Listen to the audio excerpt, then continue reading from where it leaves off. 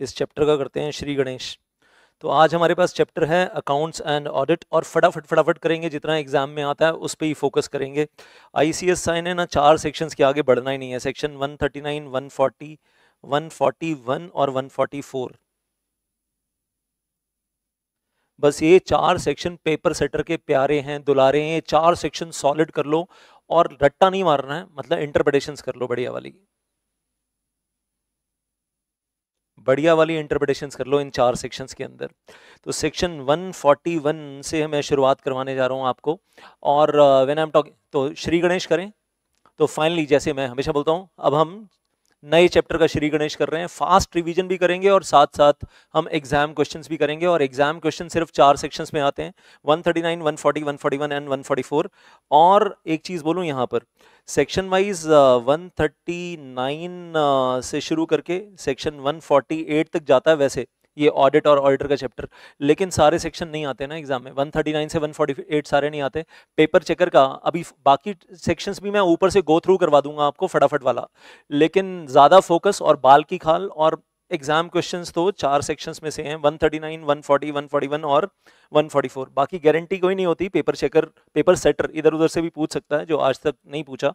But right now focus on section 141, right now focus over there. Eligibility, qualifications and the disqualifications of auditor. Eligibility, qualifications and the disqualifications of the auditor, when I am talking about this, तो auditor की बात हो रही है तो किसकी बात हो रही है? प्रैक्टिसिंग सीए की बात हो रही है। अब आपको सबको मालूम है, चार्टर्ड अकाउंटेंट या तो डिग्री मिलने के बाद जॉब में जाएंगे, सीए इन एम्प्लॉयमेंट, किसी कंपनी में जनरल मैनेजर अकाउंट्स बन जाएंगे, चीफ अकाउंटिंग ऑफिसर बनेंगे, चीफ फाइनेंशियल ऑफिसर बनेंगे, एक ऑप्शन।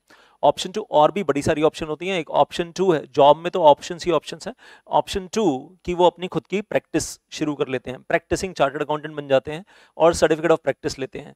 तो यहाँ पर हमारा फोकस, जब हम बोलते हैं auditor, statutory auditor of the company, अब ये किसकी बात हो रही है? Statutory auditor of the company. वो कौन होता है? प्रैक्टिसिंग सीए, या तो प्रैक्टिसिंग सीए इंडिविजुअल या तो प्रैक्टिसिंग सीए फर्म।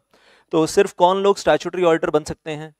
हाँ जी, कौन लोग स्टैट्यूटरी ऑडिटर बन सकते हैं? We say a person who is eligible to be appointed as auditor only if he is a chartered accountant. तो ऑडिटर बनने के लिए प्रैक्टिसिंग सीए होना जरूरी है। और चार्टर्ड अकाउंटेंट का मतलब ही डेफिनेशंस में दिया हुआ है, चार्टर्ड अकाउंटेंट का मतलब ही practising CA. CA in employment की बात नहीं हो रही है, सिर्फ और सिर्फ प्रैक्टिसिंग सीए की बात हो रही है। Section 141 sub section 1। और एक partnership firm may be as per partnership act 1932 और may be as per LLP act 2008, दोनों आप ले लो यहाँ पर, जिसमें मेजॉरिटी पार्टनर जो हैं वो प्रैक्टिसिंग चार्टर्ड अकाउंटेंट होने चाहिए। मतलब जो माइनॉरिटी पार्टनर हैं वो कंपनी सेक्रेटरीज भी हो सकते हैं, कॉस्ट अकाउंटेंट भी हो सकते हैं, एमबीए भी हो सकते हैं, और वो इंडिया के बाहर जो होता है ना सीपीए का कोर्स और जो भी है, मतलब जो इंडिया के बाहर से सीए के कोर्सेज होते हैं वो भी हो सकते हैं, माइनॉरिटी पार्टनर। लेकिन मेजॉरिटी पार्टनर कौन होने चाहिए? Practising chartered accountant in India who are qualified from, who have done CA from ICAI with all due respect. So will we say a firm where majority partners practicing in India are qualified for appointment as aforesaid. भाई as aforesaid का मतलब practicing CA, and उनकी firm appoint हो सकती है। उस firm में majority partner chartered accountant होने चाहिए। बाकी माइनॉरिटी जो है, मैं फिर से बोल रहा हूँ, सीएस वगैरह कुछ भी हो सकते हैं। CS, cost accountant, MBS, LLB minority partner होंगे। तो टोटल 10 पार्टनर हैं, तो 10 में से 6 प्रैक्टिसिंग सीए, बाकी 4 company secretary, cost accountant, LLB, MBA, whatever, चलेगा चलेगा चलेगा। Then I'll say going on further into this 141 subsection 2 में a partnership firm including LLP is appointed as auditor only when, ये तो हो गया हमारा, only when they are only अच्छा, अगर अपॉइंट किया है तो इसमें एक एड ऑन पॉइंट क्या है कि अगर एक पार्टनरशिप फर्म या partnership firm including the LLP is appointed as auditor of the company, then only the partners who are chartered accountants shall be authorized to act and sign on behalf of the partnership firm. तो अगर एक LLP है या partnership firm है, जैसे हमने बात की 10 में से 6 पार्टनर सीए हैं और 4 पार्टनर कंपनी सेक्रेटरी या सीएस, सीएमए, एलएलबी, एमबीए हैं, तो ऑडिट रिपोर्ट पे साइन करने का हक वो जो 6 चार्टर्ड अकाउंटेंट्स हैं उनको है, जो बाकी 4 हैं उनको हक नहीं है, उनको हक नहीं है। So where a firm including the LLP is a firm including the LLP is appointed as auditor of the company, only the partners who are chartered accountants shall be authorized to act and sign on behalf of the firm over there. Then disqualifications, when I am talking of 141 subsection 3, the following persons shall not be eligible for appointment as auditor of the company. The following persons shall not be eligible for appointment as auditor in the company namely, अब कौन कौन से लोग हैं जो auditor बनने के लिए एलिजिबल नहीं है? Now this is very very very important for exam, और पूरा नहीं पूछते रट्टा मार के, ऐसे नहीं कि पूरी लिस्ट लिखो, इसमें से उठा उठा कर क्वेश्चन पूछते हैं, और मैं अभी आपके साथ वो एग्जाम क्वेश्चन डिस्कस करता जाऊंगा। तो सबसे पहली चीज तो कह रहे हैं बॉडी कॉर्पोरेट को आप ऑडिटर अपॉइंट नहीं करोगे, लेकिन यहाँ पर आप एलएलपी को बॉडी कॉर्पोरेट नहीं मानोगे। तो अगर प्रैक्टिसिंग चार्टर्ड अकाउंटेंट्स ने एलएलपी बनाई है, प्रैक्टिसिंग चार्टर्ड अकाउंटेंट्स ने एलएलपी बनाई है, तो वो एलएलपी ऑडिटर बन सकती है। चाहे आप एलएलपी को बॉडी कॉर्पोरेट मानो, लेकिन ये एलएलपी जो है ये ऑडिटर बन सकती है, can be appointed as auditor. इसके अलावा अगर मैं बोलूं, मान लीजिए कि 5 चार्टर्ड अकाउंटेंट्स हैं, उन्होंने मिलकर एक कंपनी बनाई है इन द कंपनीज एक्ट, एक कंपनी बनाई है इन द कंपनीज एक्ट, तो क्या वो कंपनी स्टैट्यूटरी ऑडिटर अपॉइंट हो सकती है? येस और नो में जवाब दीजिएगा। और वो पांचों के पांचों प्राइवेट कंपनी बनाई है, वो पांचों के पांचों उसमें शेयर होल्डर भी है, पांचों के पांचों उसमें डायरेक्टर भी हैं, और कोई बाहर वाला भी नहीं है, पांचों प्रैक्टिसिंग चार्टर्ड अकाउंटेंट हैं, and they are share holder, they are director of that company. तो क्या वो कंपनी ऑडिटर अपॉइंट हो सकती है? क्या वो प्राइवेट कंपनी ऑडिटर अपॉइंट हो सकती है? येस और नो में आंसर दीजिएगा मुझे फटाफट, सिर्फ येस और नो या वाई एन जो भी आप लिखना चाहो। आपके मेरे बीच में थोड़ा सा टाइम लैग होता है, आई नो दैट।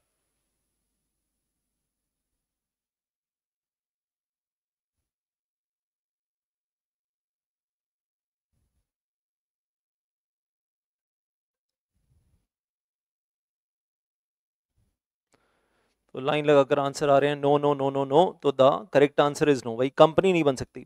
लेकिन चार्टर्ड अकाउंटेंट्स वो कंपनी बनाकर टैक्स कंसल्टेंसी दे रहे हैं, और वो कहीं फाइनेंस कंसल्टेंसी दे रहे हैं, अकाउंटिंग का काम कर रही है वो कंपनी, तो वो चलेगा, वो सारे काम वो कर सकते हैं, दे कैन डू दैट। लेकिन ऑडिट नहीं कर सकती वो कंपनी, ऑडिट नहीं कर सकती, स्टैट्यूटरी ऑडिटर अपॉइंट नहीं हो सकती। हाँ, tax consultancy, financial consultancy, accounting consultancy दे सकती है, बिल्कुल अलाउड है, वो बिल्कुल अलाउड है।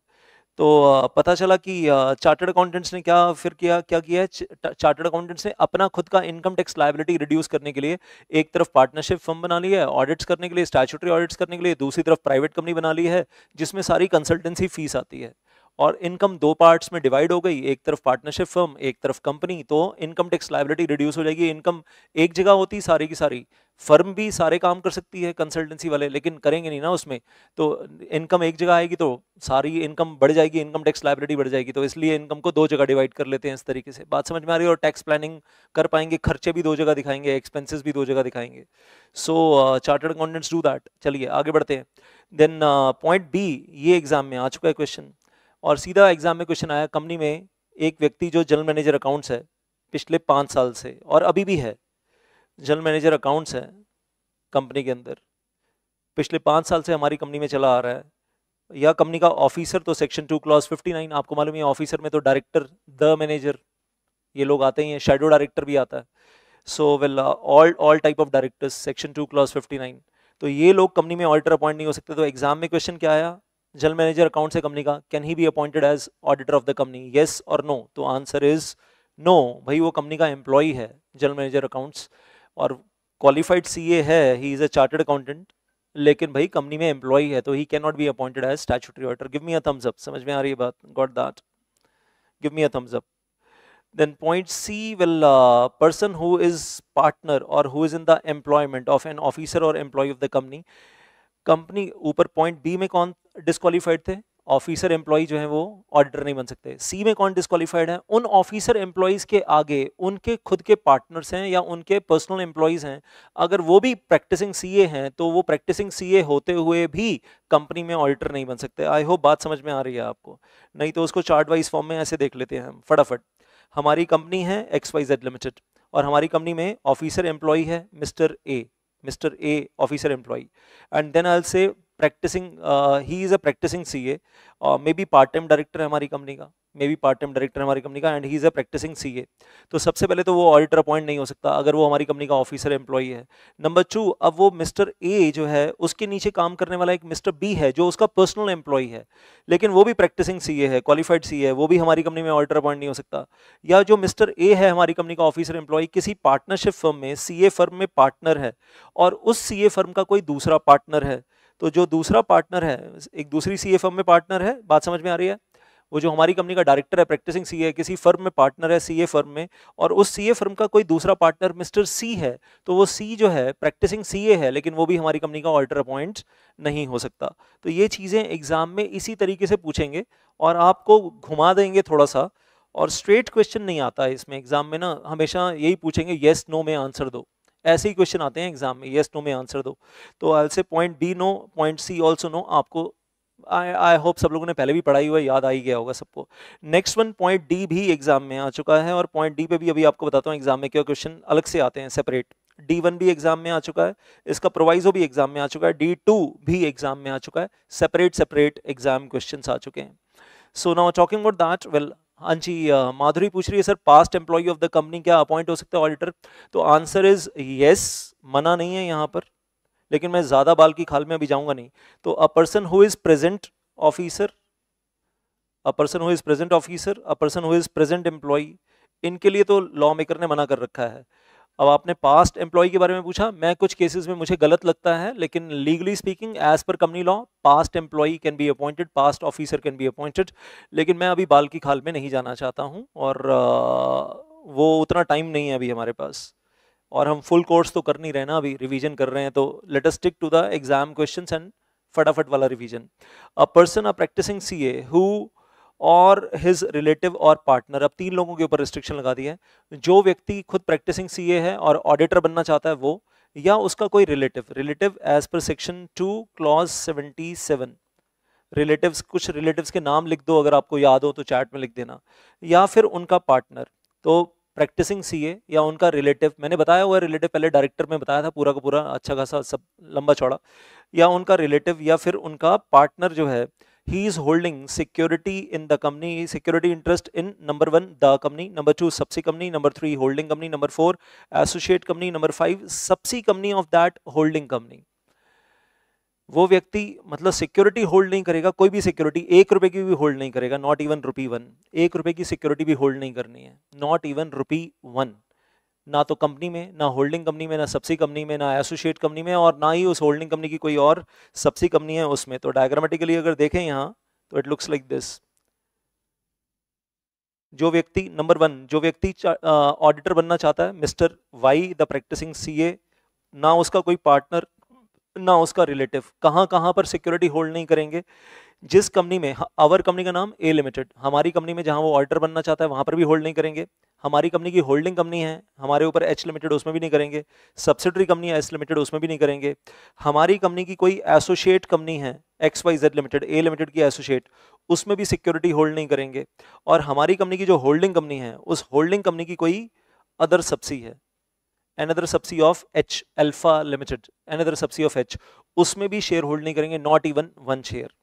मेन बॉडी में तो ये लिखा है, जो मेन प्रोविजन में लिखा है। तो इसके ऊपर एग्जाम में क्वेश्चन क्या आया कि भाई वो जो व्यक्ति मिस्टर जेड है कोई, जो प्रैक्टिसिंग सीए है, और वो मिस्टर जेड प्रैक्टिसिंग सीए हमारी कंपनी में, हमारी अपनी कंपनी में ₹50,000, 50,000 ₹50,000 के ना शेयर होल्ड करता है, ₹50,000 के इक्विटी शेयर होल्ड करता है। तो क्या वो हमारी कंपनी में ऑडिटर अपॉइंट हो सकता है? यस और नो में आंसर देना मुझे। चलिए, बीच में कुछ लोगों ने आंसर लिखा, spouse, father mother brother, step सन ब्रदर सिस्टर। चलिए, याद है आप लोगों को, है ना? थोड़ा थोड़ा याद है सबको। Father including step father, mother including step mother, brother including step brother, sister including step sister, son including step son, daughter but not step daughter, son's wife, daughter's husband, relatives, section 2 clause 77। तो mister Z practising CA है, 50,000 का equity share hold करता है। Exam question है, आ चुका है, examination question है। तो क्या वो कंपनी में ऑडिटर अपॉइंट हो सकता है? यस और no? Answer is no. Divansh कह रहा है सर स्पाउस के फादर नहीं है ना रिलेटिव? जी बिल्कुल नहीं है जी। स्पाउस के फादर मदर, स्पाउस के ब्रदर सिस्टर, साला साली, सास ससुर रिलेटिव की लिस्ट में नहीं आते। तो अगर वो लोग, सास ससुर साला साली, अगर वो होल्ड कर रहे हैं ना शेयर्स कंपनी में, तो ये ऑडिटर बन जाएगा मिस्टर जेड, क्योंकि वो तो रिलेटिव है ही नहीं, क्योंकि वो तो रिलेटिव है ही नहीं। मासी चाची रिलेटिव नहीं है ना, अगर वो भी होल्ड कर रहे हैं तो भी चल जाएगा। तो 5 कंपनीज की लिस्ट दी हुई है आपको। अब नीचे एक प्रोवाइजो ध्यान से पढ़ो, इसके ऊपर भी एग्जाम क्वेश्चन अलग से आया हुआ है। तो यहाँ तो था कि मिस्टर जेड खुद सिक्योरिटी होल्ड कर रहा है। अब एग्जाम में क्वेश्चन क्या आया, मिस्टर जेड की वाइफ, मिस्टर जेड की वाइफ जो है अब यहाँ पर लॉ मेकर की लैंग्वेज पहले पढ़ते हैं, एग्जाम क्वेश्चन बाद में, कि प्रोवाइडेड दैट द रिलेटिव में होल्ड सिक्योरिटी और interest in the company.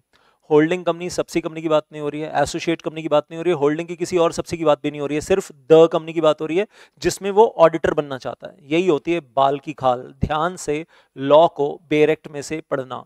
The company, ये ध्यान रखना एग्जाम में, नहीं तो जीरो हो जाएगा इधर का उधर निकल गया तो। सो रिलेटिव में होल्ड द सिक्योरिटी और interest in the company of the face value not exceeding ₹1000 और सच सम एज में बी प्रिस्क्राइब्ड, और प्रिस्क्राइब कितना है ₹1,00,000। अगर मिस्टर अगर अगर मिस्टर जेड की वाइफ कंपनी में 1,00,000 रुपए तक की सिक्योरिटी होल्ड कर रही है, 1,000 तो आप भूल जाओ, अभी 1,000 भूल जाओ, उन्होंने बोला या तो 1,000 और other some as may be prescribed, और अदर सम कितना है ₹1,00,000। तो हमारे लिए तो 1,00,000 is relevant limit right now. जो अभी रेलिवेंट है एग्जाम के लिए वो 1,00,000 ही है। 1,000 को दिमाग से भी निकाल दो आप, एग्जाम में चाहे 1,000 लिखना ही नहीं है, आप सीधा ही लिख देना विल नॉट एक्सीडिंग ₹1,00,000, क्योंकि एमसीए ने 1,00,000 प्रिस्क्राइब किया हुआ है, नॉट एक्सीडिंग ₹1,00,000। तो अगर अगर प्रपोज्ड ऑडिटर का रिलेटिव अगर द कंपनी में जिसमें वो ऑडिटर बनना चाहता है उसमें 1,00,000 रुपए की सिक्योरिटी या उससे कम की होल्ड करता है तो चलेगा, तो चलेगा। और उस केस में there is no need of any there is no disqualification, disqualification नहीं है। तो वाइफ कितना होल्ड करती है, लेकिन अभी एग्जाम में क्वेश्चन थोड़ा सा ट्विस्ट करके पूछा है इन्होंने, मालूम क्या? एग्जाम में क्वेश्चन पूछा कि एमडी की वाइफ या प्रपोज्ड ऑडिटर की wife is holding, the question in the exam, proposed auditor की वाइफ जो है she is holding 1% equity share capital of the company, 1% equity shares of the company, can the auditor be appointed as auditor or not? If the wife of proposed auditor, yes or no में answer चाहिए होगा मुझे, if wife of proposed auditor is already holding 1% equity shares in the company, then whether he can be appointed as auditor, whether he can be appointed as editor auditor, statutory auditor. अब इसमें दो answer बनेंगे, मालूम है, दो answer, yes भी बनेगा no भी बनेगा। तो आंसर में दो आंसर बनेंगे। पहला first part, if 1% equity share is greater than ₹1,00,000 तो देन व्हाट विल हैपन। और दूसरा, if 1% equity share is less than equal to ₹1,00,000 तो ए और बी दो आंसर बनेंगे इसके अंदर आपके। हाँ जी माधुरी, आपने पहले आंसर दे दिया था, thank you so much. Equity shares की वैल्यू कितनी है? अगर 1% अप टू ₹1,00,000 है तो वो अपॉइंट हो सकता है, 1% अगर मोर देन 1,00,000 है तो अपॉइंट नहीं हो सकता है। तो simple exam question, that's it. Answer is yes or no accordingly.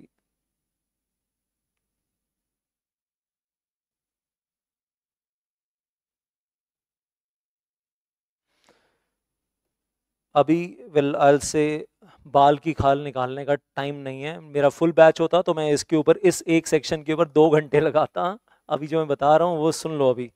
और आपको मालूम है कि एग्जाम के कितने नज़दीक आ चुके हैं, तो जो एग्जाम क्वेश्चन बता रहा हूँ ICSI के लेवल के हिसाब से उतने भी चलते हैं।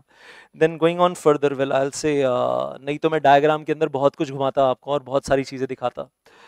सो वेल आई से moving on further, one more thing, brother का क्वेश्चन आया, ब्रदर इज होल्डिंग ₹80,000 के equity shares in the associate company, can that person be appointed? ये भी क्वेश्चन आया। If brother is holding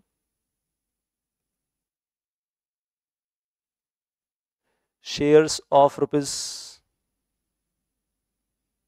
₹80,000 in associate company, can he be appointed? yes और no में answer दीजिएगा।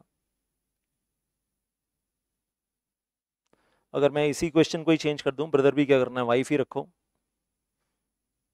बस वो 1% की जगह कर दिया जाए 80,000 रुपीज़ और कंपनी की जगह कर दिया जाए एसोसिएट कंपनी।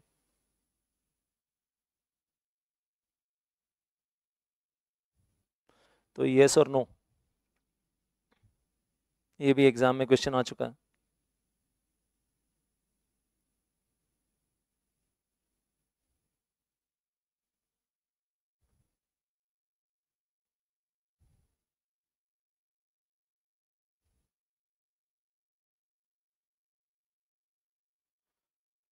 तो फिर आंसर क्या होगा?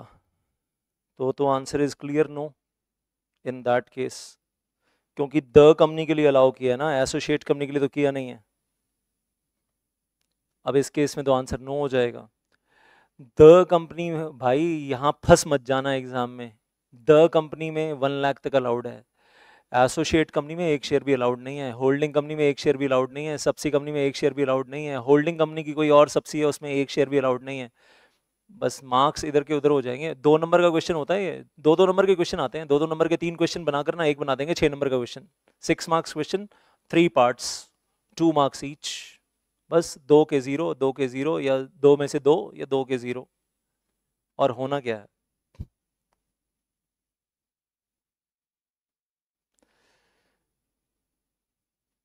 तो कंपनी एसोसिएट कंपनी है या होल्डिंग कंपनी, एग्जाम में फंस मत जाना।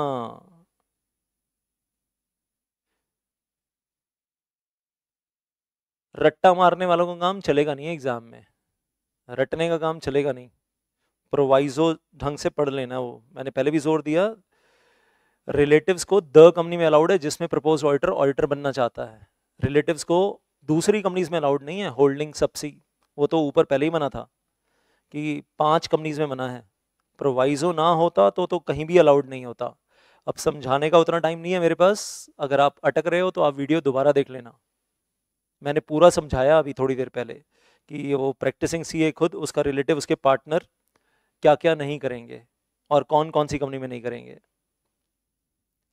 Then going on further, I'll say next point, D2, D2, and we are saying the person is indebted, loan लिया हुआ है कंपनी से, पैसा बोरो किया हुआ है, will indebted to the, वही कौन कौन सी company, number 1 the company, number 2 subsi company, number 3 holding company, number 4 associate company, number 5 subsi company, will of that holding company, वही 5 कंपनीज, जिस कंपनी में ऑडिटर बनना है वो कंपनी, उस कंपनी की होल्डिंग, उस कंपनी की सब्सी, होल्डिंग की कोई और सब्सी, या उस पर्टिकुलर कंपनी की एसोसिएट कंपनी। इन 5 कंपनी से लोन लिया हुआ है, लेकिन कितना लिया हुआ है? इन एक्सेस ऑफ ₹5 लाख, तो फंस जाएंगे। 5 लाख के नीचे लोन लिया हुआ है तो चलेगा। तो एक क्वेश्चन ये भी आया कि ब्रदर ऑफ प्रपोज्ड ऑडिटर, उसने 80,000 का ही लोन लिया हुआ है, 80,000 रुपीज का, होल्डिंग कंपनी से। Proposed auditor has taken a loan of ₹80,000, borrowed ₹80,000 from the holding company। एक एग्जाम क्वेश्चन है, borrowed ₹80,000 from the holding company, तो 5 लाख की लिमिट के नीचे है, क्या वो प्रपोज्ड ऑडिटर बन जाएगा? अभी कह रहा है सर यही तो है लीगल इंटरप्रिटेशन। हाँ जी बिल्कुल।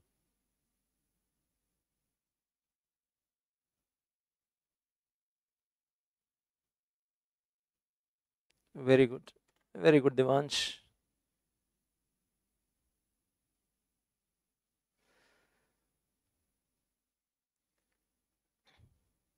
बात समझ में आई? तो 80,000 तो कोई दिक्कत ही नहीं है, दिक्कत वाली बात ही नहीं है। तो आंसर आने शुरू हो गए हैं मेरे पास, टाइम लैग है ना थोड़ा सा वो आपके मेरे बीच में। Nikita, Tisha, Divansh, Neshtha, Madhuri, everybody saying yes yes yes sir, हो जाएगा पॉइंट। तो ये याद रखना, D1 एग्जाम में आ चुका है, D1 का प्रोवाइजो एग्जाम में अलग से आ चुका है, और D2 भी एग्जाम में आ चुका है। ये D3 नहीं आया एग्जाम में कभी, लेकिन पढ़ना तो अपने को ये भी है, पता चलेगा इस बार ये आ गया तो। So well now talking about this D3,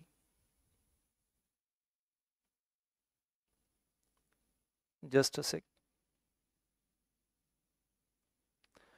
he has given a guarantee, well उस व्यक्ति ने गारंटी दी है या उस व्यक्ति ने वेल कोई सिक्योरिटी दी है, in connection with a loan given to the third person. तो ये जो 5 कंपनीज आपको दिख रही हैं, इन 5 कंपनीज ने लोन दिया है. There is once again a little technical issue coming here.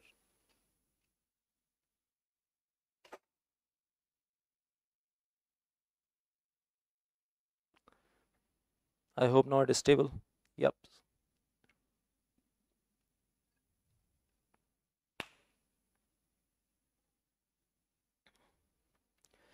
हाँ जी, उस व्यक्ति ने कोई गारंटी दी है, उस व्यक्ति ने कोई सिक्योरिटी दी है in connection with the indebtedness of any third person to the company.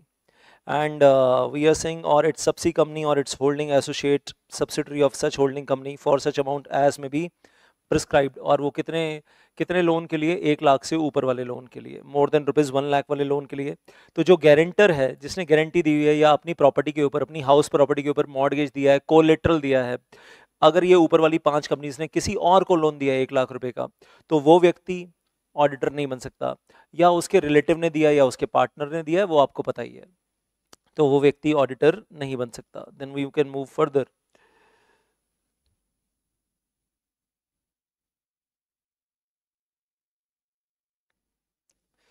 Point E भी एग्जाम क्वेश्चन आ चुका है अलग से, separate exam question on the point ई.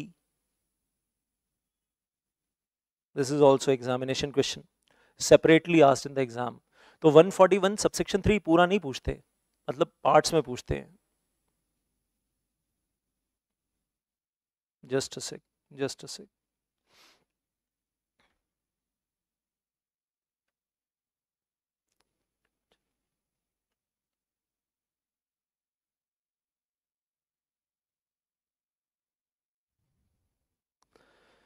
हाँ जी, पर्सन प्रैक्टिसिंग सीए, अब उसका रिलेटिव नहीं और उसका पार्टनर भी नहीं, सिर्फ वो खुद. क्लॉज ई में सिर्फ वो खुद. दैट प्रैक्टिसिंग सीए और partnership firm who whether directly or indirectly has business relationship with the company or its subsidiary company, holding company, associate company, subsidiary of such holding company or associate company of such nature as may be prescribed. तो अब कहानी क्या है कि sir जी directly है या indirectly है, क्या है, उस व्यक्ति का कंपनी के साथ या उस पार्टनरशिप फर्म का जो ऑडिटर अपॉइंट होना चाहती है. अब यहाँ पर दोनों बातें हैं, वो सोल प्रोप्राइटर प्रैक्टिसिंग सीए या वो पार्टनरशिप फर्म जिसमें वो सारे सीए पार्टनर हैं, मतलब partnership firm is to be appointed as auditor of the company.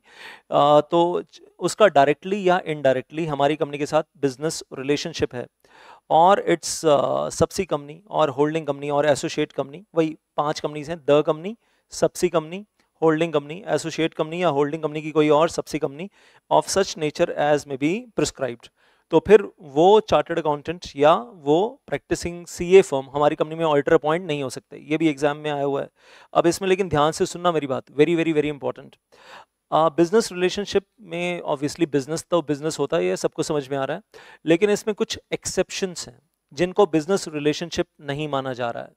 They are more important. Exam में क्वेश्चन उसके ऊपर पूछते हैं, और वो यहाँ नहीं बताया गया, वो आगे ना रूल 10 में जाना पड़ेगा. तो आपको रूल 10 की तरफ लेकर जा रहा हूँ, सेक्शन 141 छोड़कर कहाँ जा रहे हैं, रूल 10. तो 2 लाइनें पढ़वा रहा हूँ और वही एग्जाम में आया था, दोज 2 लाइन्स. बिजनेस रिलेशनशिप के बारे में पहले तो उन्होंने बताया कि बिजनेस रिलेशनशिप का मतलब कोई भी कॉमर्शियल ट्रांजेक्शन है तो बिजनेस रिलेशनशिप है, लेकिन देर आर 2 एक्सेप्शंस, इनको बिजनेस रिलेशनशिप नहीं माना जाएगा. Exception 1, exception 2. एक्सेप्शन 1, अगर वो व्यक्ति, अगर वो चार्टर्ड अकाउंटेंट कंपनी को परमिटेड नेचर की प्रोफेशनल सर्विसेज दे रहा है, परमिटेड नेचर की, प्रोहिबिटेड नहीं दे रहा है. प्रोहिबिटेड कहाँ दी गई है, सेक्शन 144 में दी गई हैं. तो प्रोहिबिटेड वाली नहीं दे रहा है, परमिटेड वाली दे रहा है. परमिटेड नेचर की प्रोफेशनल सर्विसेज दे रहा है तो उसको, उस कॉमर्शियल ट्रांजेक्शन को बिजनेस रिलेशनशिप नहीं माना जाएगा, नहीं माना जाएगा. नंबर 2, वो कॉमर्शियल ट्रांजैक्शन जो कंपनी कर रही है अपने ऑर्डिनरी कोर्स ऑफ बिजनेस में आर्म्स लेंथ प्राइस पे. अब ये आया था एग्जाम में, ये 2 फ्रेज याद रखना. क्या, कंपनी कोई ट्रांजैक्शन कर रही है, कॉमर्शियल नेचर की ट्रांजैक्शन है, कॉमर्शियल नेचर की ट्रांजैक्शन है, but it is in the ordinary course of business of the company and it is at arm's length price, तो इसको भी बिजनेस रिलेशनशिप नहीं माना जाएगा. फॉर एग्जाम्पल, अब ध्यान से एग्जाम्पल भी पढ़ो उसके आगे, वेरी इंपॉर्टेंट, क्योंकि यही एग्जाम में पूछा गया. Like the sale of product और services by the company, company अपना प्रोडक्ट बेच रही है, कंपनी अपनी सर्विसेज बेच रही है, किसको, ऑडिटर को, और ऑडिटर को ट्रीट कर रहे हैं एज कस्टमर. मतलब ऑडिटर तो वो अभी था नहीं, ऑडिटर बनने से पहले ही जब वो कंपनी का कस्टमर था तो कंपनी ने उसको अपने प्रोडक्ट, अपनी सर्विसेज, अपनी गुड्स बेचे थे as customer arm's length price पे, मतलब उसके लिए हमने कोई प्राइस कम नहीं किया था। सेम प्राइस जो सारे कस्टमर से लेते हैं, सेम प्राइस उस व्यक्ति से भी लिया था जिसको अभी हम ऑडिटर अपॉइंट करना चाहते हैं। In the ordinary course of business, by the company engaged in the business of telecom, airlines, hospital, hotel and such other similar business, तो list is inclusive, list is inclusive। अब exam में question क्या आया था, exact सुनो। Exam में question आया था कि एक होटल है जिसका नाम है XYZ होटल लिमिटेड, और मिस्टर ए उस होटल में जाता रहा, पास्ट में कई बार गया रहा, वहां पर स्टे किया, होटल के कमरे बढ़िया लगते हैं उसको, अच्छी जगह पर, गोवा में है होटल है, और वो गोवा जाकर वहां पर रहता है, तो वहां पर वो एज कस्टमर रहता है और वहां पर वो पैसे देता है एज कस्टमर, और उसको कोई डिस्काउंट नहीं मिलता, कोई स्पेशल डिस्काउंट नहीं मिलता, सेम प्राइस जो सारे कस्टमर्स को मिलता है। वो है प्रैक्टिसिंग सीए। अब वो कंपनी का ऑडिटर भी अपॉइंट होना चाहता है और कंपनी उसको अपॉइंट करना चाहती है। कर सकते हैं या नहीं कर सकते हैं, अब आप आंसर देना येस और नो। ये क्वेश्चन आ चुका है एग्जाम में, एग्जामिनेशन क्वेश्चन, येस और नो, फटाफट आंसर दे दो, दोबारा रिपीट हो सकता है।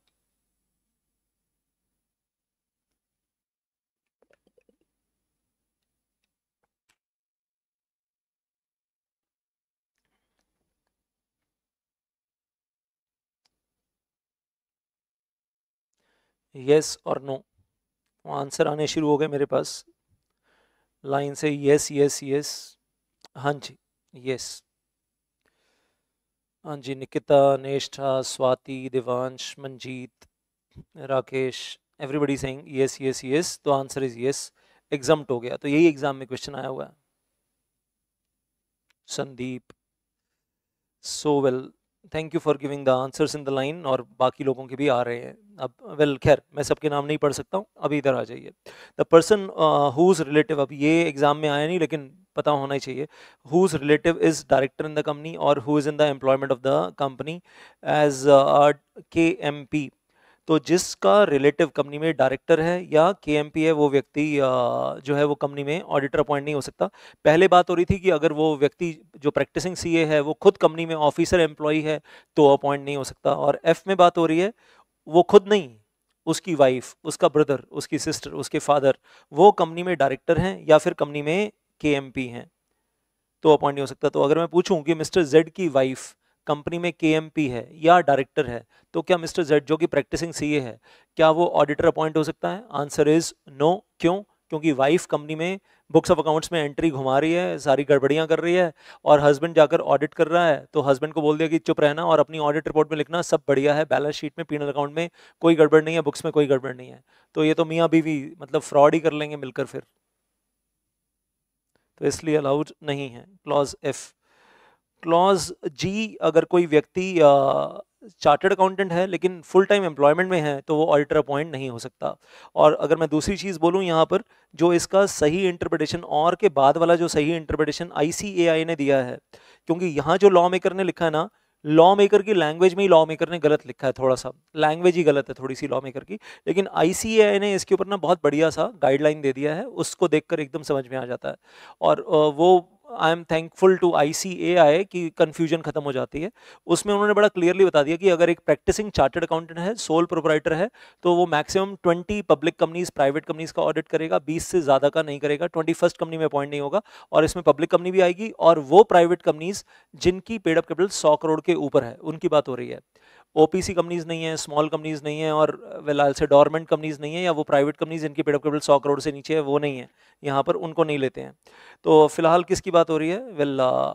वेल एक प्रैक्टिसिंग CA, एक practising CA mister A 20 companies का ऑडिट कर सकता है, जिसमें पब्लिक कंपनीज आती हैं प्लस प्राइवेट कंपनीज आती हैं जिनकी पेड अप कैपिटल 100 करोड़ से ऊपर है, दैट इज एयर 100 करोड़ है या 100 करोड़ से ज़्यादा है, दैट इज एयर। और अगर प्रैक्टिसिंग CA फर्म है जिसमें 2 चार्टर्ड अकाउंटेंट हैं, तो फिर वो 20 का 40 कर दो, 20 का 40 कर दो। एंड नीचे यहाँ नोट में दिया हुआ है आपको, नीचे नीचे यहाँ नोट में OPC company, dormant company, small companies और वो प्राइवेट कंपनीज जिनकी पेड अप कैपिटल 100 करोड़ से कम है, वो 20 की काउंटिंग में काउंट नहीं होती हैं। लेकिन लेकिन लेकिन लेकिन CA इंस्टीट्यूट ने ये भी बोला है कि ये 20 की काउंटिंग में काउंट नहीं होती हैं, लेकिन एक लिमिट सीए इंस्टीट्यूट बता रहा है वो लिमिट है 30 और ये उसमें काउंट होती हैं। तो एक प्रैक्टिसिंग सीए मैक्सिमम 30 कंपनीज का ऑडिट कर सकता है, इन मतलब 30 ऑडिट्स की लिमिट में आता है। लेकिन वो आईसीए बता रहा है वो कंपनी लॉ में नहीं है।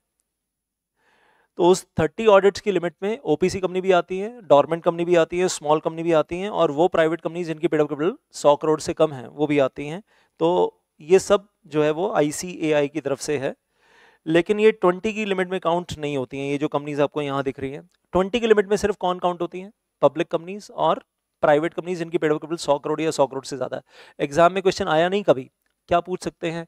एक व्यक्ति ऑलरेडी 20 कंपनीज का ऑडिट कर रहा है एज पर कंपनी लॉ, क्या वो 21st कंपनी में अपॉइंट हो सकता है? Answer is no.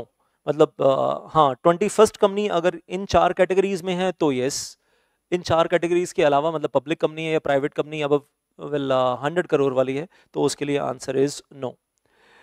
अब ये पॉइंट जी हो गया आपका, एग्जाम में कभी आया नहीं लेकिन मैंने आपको डिटेल में यहाँ पर करवाई दिया है finally. Though never asked in the exam till date, लेकिन आने को आ भी सकता है। फिर आगे बढ़ते हैं। Well then going on further, section 8 company public company है तो काउंटिंग में काउंट होगी यहाँ पर 20 की लिमिट में। हाँ जी, सवाल पूछा गया सेक्शन 8 कंपनी आशी, तो वो 20 की लिमिट में काउंट होगी यहाँ पर। और अगर पब्लिक कंपनी है या फिर अगर सेक्शन 8 कंपनी प्राइवेट कंपनी है और पेड अप कैपिटल 100 करोड़ है, 100 करोड़ से ज़्यादा है तो भी काउंट होगी इसमें। तो सेक्शन 8 कंपनी अलग से एग्जम्प्ट नहीं है, वो इसमें आती है। Then point H, a person who has been convicted by the court of the offence involving fraud and a period of 10 years has not elapsed from the date of such conviction. ये भी exam में question आया है। ये fraud, कोई व्यक्ति है mister Z, उसको कोर्ट में कन्विक्ट किया गया है फ्रॉड के लिए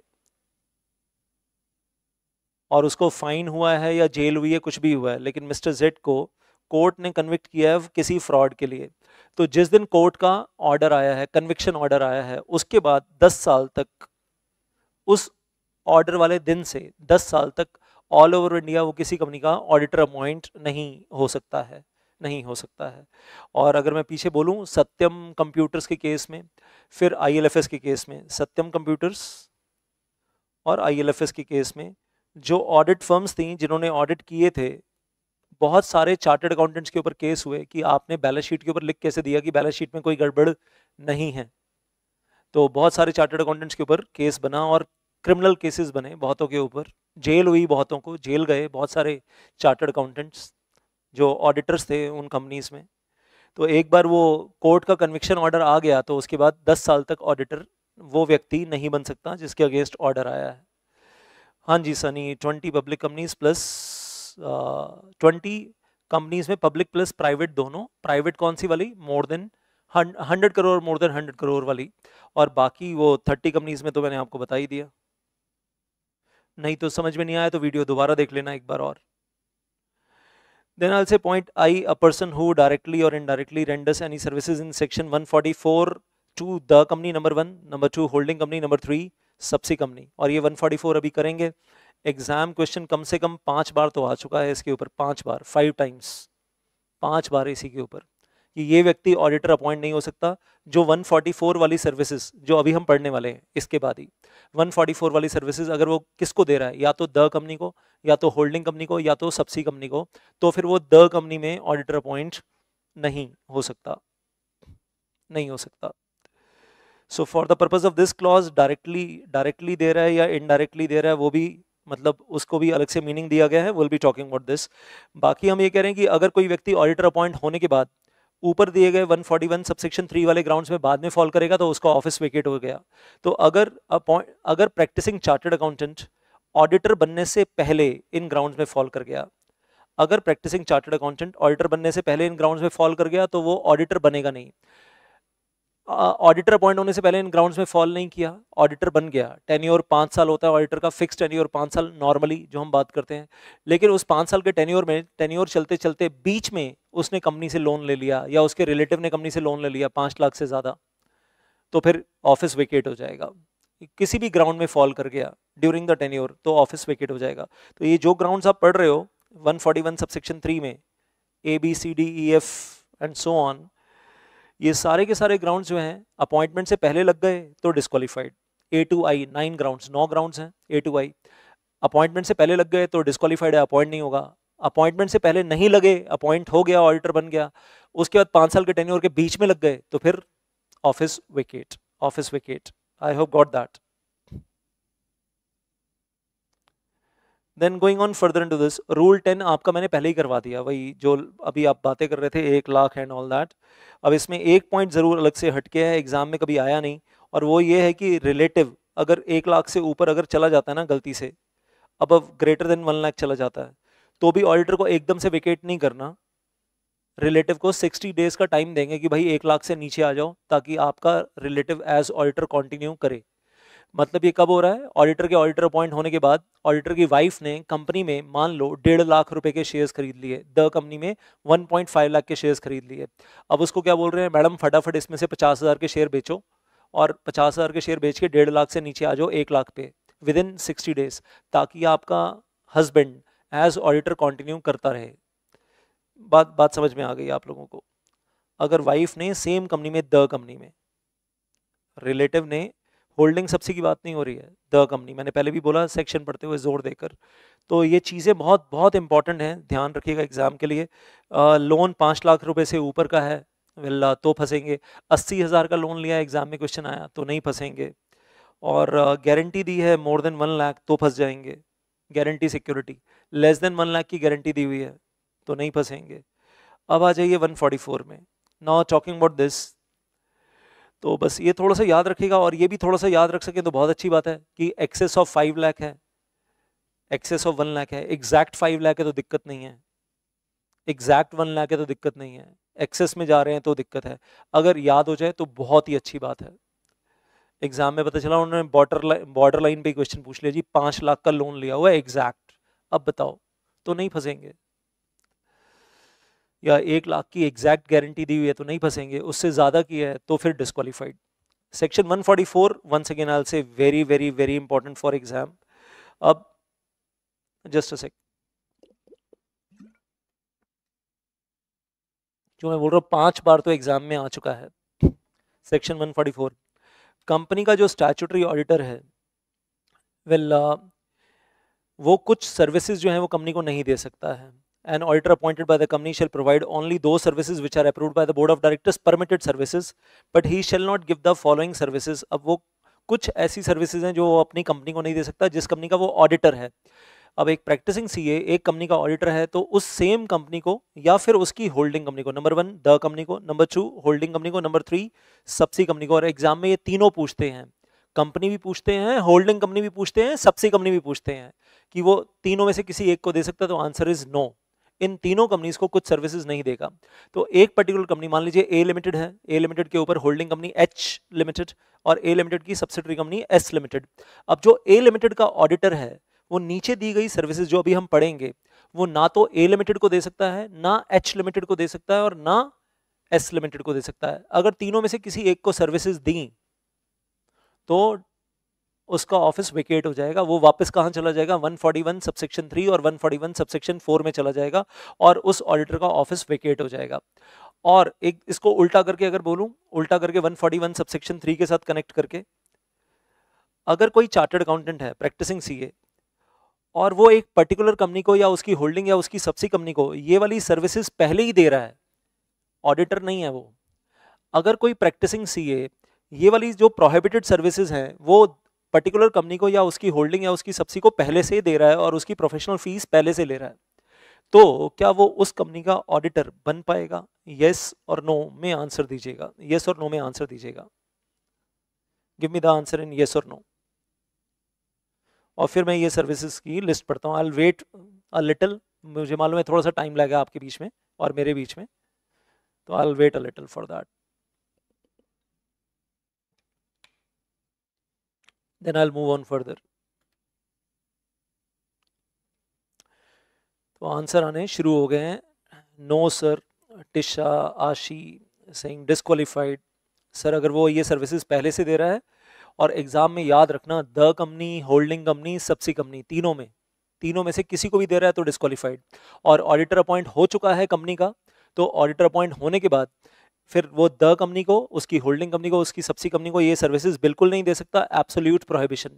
अगर सर्विसेज दी, अगर ऑडिटर ने ये सर्विसेज दी, प्रोफेशनल फीस कमाई, तो ऑडिटर का office vacant in that case. चलिए, सब लोगों ने आंसर दे दिया लाइन लगाकर, नो नो नो नो चला जा रहा है। Then accounting and book keeping services नहीं देनी है, ये समझ में आता है क्यों नहीं देनी। जिस कंपनी का ऑडिट कर रहे हो उसकी बुक्स ऑफ अकाउंट्स आप थोड़ा ना मेंटेन करोगे, बुक्स ऑफ अकाउंट्स आप खुद मेंटेन करोगे, ऑडिट भी खुद ही करोगे, तो फिर तो कभी कुछ ऑडिट रिपोर्ट में आप गलती पॉइंट आउट करोगे ही नहीं, क्योंकि बुक कीपिंग आप खुद ही कर रहे हो। नेक्स्ट वन, इंटरनल ऑडिट नहीं करना, तो इसके ऊपर एग्जाम क्वेश्चन आ चुका है, सेपरेट एग्जाम क्वेश्चन 2 नंबर का 2 मार्क्स इसके ऊपर आ चुका है। Then design and implementation of information financial information system, ये एग्जाम में पूछ चुके हैं, एग्जामिनेशन क्वेश्चन। क्या ऑडिटर ये सर्विस दे सकता है कंपनी को? No. Number 3, actuarial services, risk management and future foresee करते हैं, फोरकास्टिंग, तो वो बहुत सारी मैथमेटिकल कैलकुलेशंस होती हैं, वो सर्विसेज भी नहीं दे सकता। Point E, that is investment advisory services, नहीं दे सकता। इन्वेस्टमेंट बैंकिंग सर्विसेज नहीं दे सकता। Well, rendering of the outsourced financial services नहीं दे सकता। पॉइंट एच, मैनेजमेंट सर्विसेज नहीं दे सकता, ये भी एग्जाम में क्वेश्चन आया हुआ है। मैनेजमेंट सर्विसेज क्या वो दे सकता है? Any other kind as may be prescribed bye MCA, MCA ने कुछ प्रिस्क्राइब किया नहीं है। तो सिंपल लिस्ट अब आपको याद करनी है। अच्छा, इसके ऊपर स्ट्रेट क्वेश्चन भी आता है, 5 नंबर का क्वेश्चन स्ट्रेट अवे आ जाता है एग्जाम में, 5 मार्क्स, वो तो एक चीज है, और सेपरेट क्वेश्चन भी आते हैं इसके ऊपर, सेपरेट क्वेश्चन भी आते हैं, दोनों आते हैं।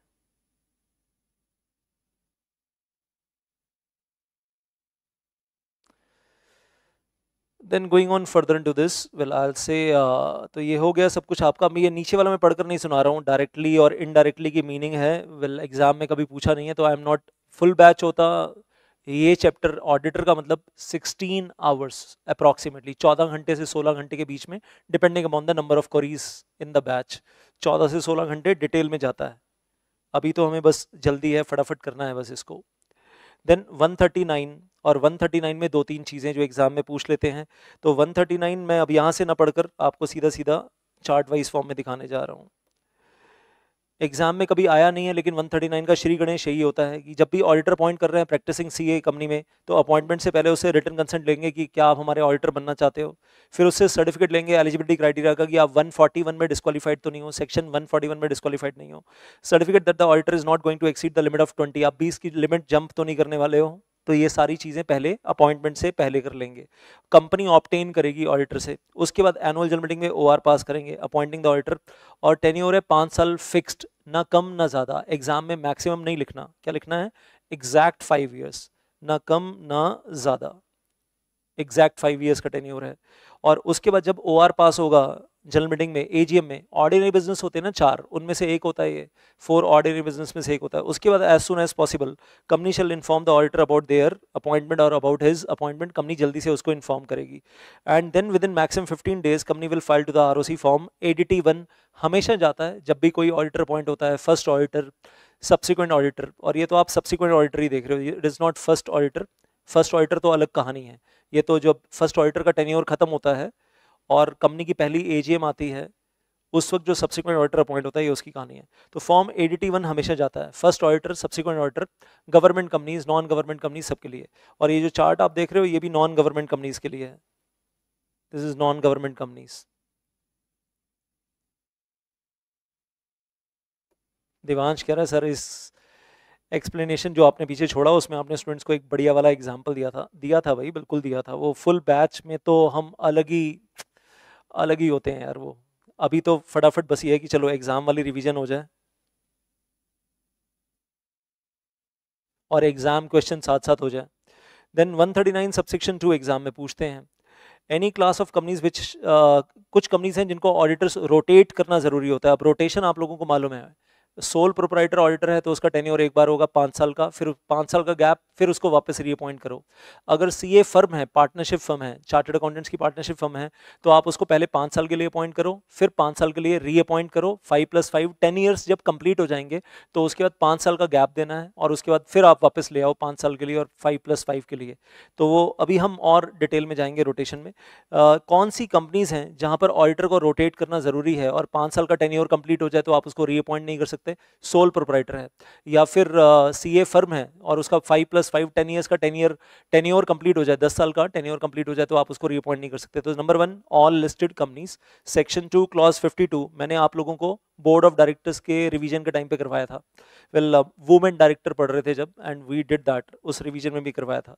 Then going on further, unlisted public companies with the paid up capital of 10 crore और more. Unlisted public company paid up capital 10 crore और more. Private companies will having the paid up capital of 50 crore और more. तो अब याद रखना, point number 2 में public companies, point number 3 में private companies. Public companies की पेड अप कैपिटल 10 करोड़ या 10 करोड़ से ज्यादा है तो ऑडिटर को रोटेट करना मैंडेटरी है। प्राइवेट कंपनीज की 50 करोड़ या उससे ज़्यादा है पेड अप कैपिटल, तो ऑडिटर को रोटेट करना मैंडेटरी है।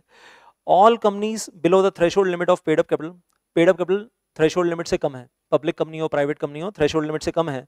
बोरोइंग्स 50 करोड़ या उससे ज़्यादा है, एग्जैक्ट 50 करोड़ मोर तो फंस गए, तो ऑडिटर को रोटेट करना पड़ेगा। एग्जाम क्वेश्चन सुनो अब जरा। एग्जाम में क्वेश्चन आया कि एक प्राइवेट कंपनी है और प्राइवेट कंपनी की paid up capital is 60 crore, paid up capital is equal to rupees 60 crore. क्या इस प्राइवेट कंपनी को अपना ऑडिटर रोटेट करना पड़ेगा? ये एग्जाम क्वेश्चन है, यस और नो में आंसर दीजिएगा। क्या यहां पर फॉल करेगी?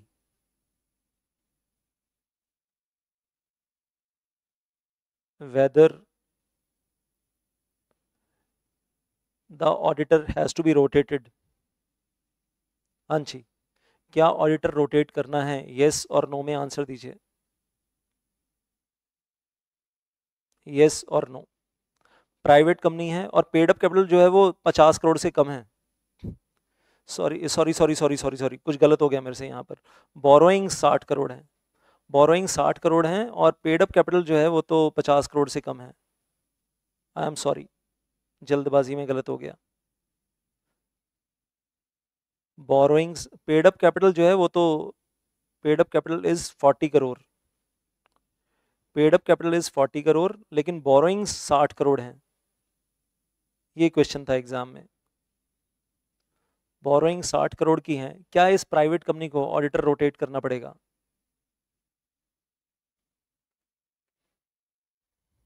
सो Deepak Mishra, Tripti Sharma, Divansh, Aashi, Neshtha, everybody saying yes yes yes yes. Abhay, नेष्ठा,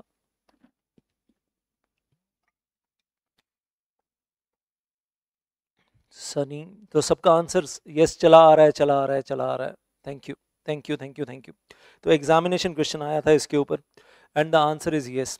अब मेरा एक सवाल और है आपके लिए, ध्यान से सुनना जरा मेरी बात।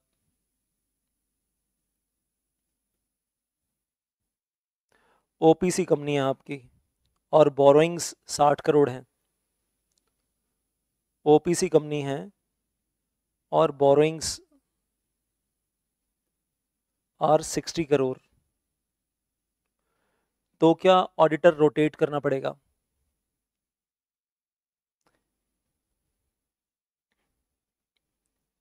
अच्छा, दो सवाल आते हैं। पहली बात तो ओपीसी कंपनी को ऑडिटर अपॉइंट करना या नहीं, दो सवाल हैं। ओपीसी कंपनी पार्ट ए तो ये है, OPC company shall appoint auditor और नॉट।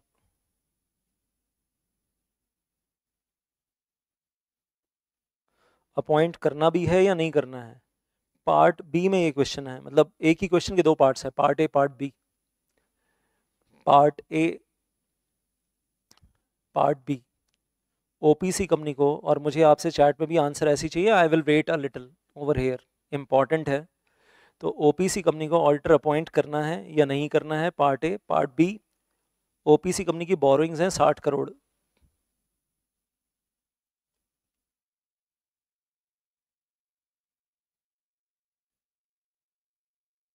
तो ऑडिटर रोटेट करना है या नहीं है? वेरी गुड आशी, आपने तो आंसर ही दे दिया। OPC company and small companies are exempt from rotation. OPC company और स्मॉल कंपनीज को ऑडिटर तो अपॉइंट करना होता है लेकिन रोटेशन वाला कॉन्सेप्ट अप्लाई नहीं होता। Very good, thank you so much. चलो, कुछ पढ़े लिखे बच्चे बीच में बैठे हैं। Small company and OPC company shall appoint the auditor और नॉट, तो आंसर इज यस। तो बोरोइंग्स और ओपीसी कंपनी हो या स्मॉल कंपनी हो, बोरोइंग्स आर 60 करोड़ तो भी कोई दिक्कत नहीं है, no need of rotation of auditor, no need of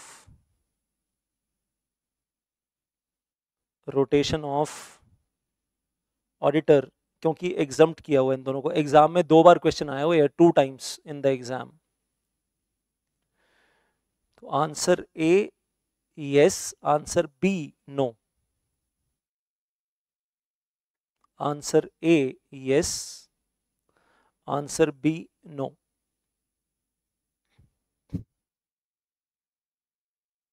I hope getting that. Everybody got that?